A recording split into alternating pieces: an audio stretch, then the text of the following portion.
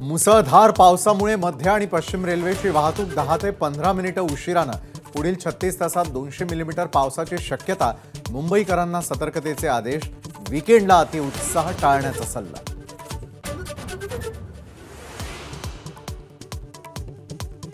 विधान परिषद निवडणुकीनंतर संजय राऊतांचा खळबळजनक आरोप. काही आमदारांना 2 एकर जमीन 20 ते 25 कोटी रुपये वाटले. संजय राऊतांचा मोठा आरोप.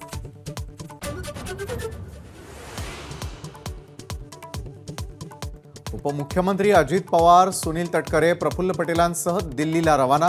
महायुतीच्या वरिष्ठ नेत्यांसोबतच्या भेटीमध्ये मंत्रिमंडळ विस्ताराबाबत चर्चा होण्याची शक्यता.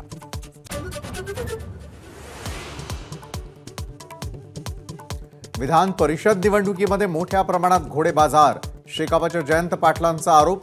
शरद पवार आणि महाविकास आघाडी सोबत राहणार असल्याचाही उल्लेख.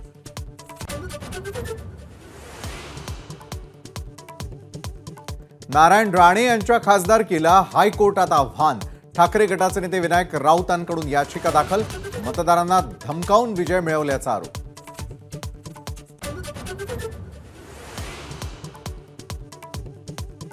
पंतप्रधान नरेंद्र मोदी आज मुंबई दौऱ्यावर. 29,400 कोटी रुपयांच्या विविध प्रकल्पांचं लोकार्पण आणि भूमिपूजन करणार. लोकसभा निकालानंतर पहिलाच मुंबई दौरा.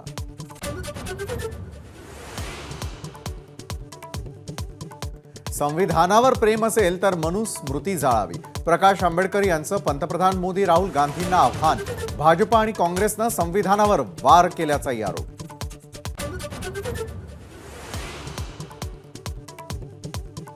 सरकारला मराठ्यांचा रोष परवडणार नाही. हक्काचं आरक्षण आम्हाला द्या. मनोज जरांगेंचा इशारा. 288 उमेदवार पाडण्याचाही दावा.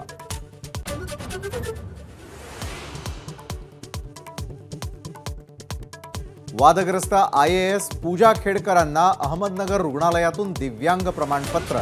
2018 मध्ये दिव्यांग तर 2020 मध्ये मानसिक आजाराचं प्रमाणपत्र. अभिलेख तपासणीत बाब समोर.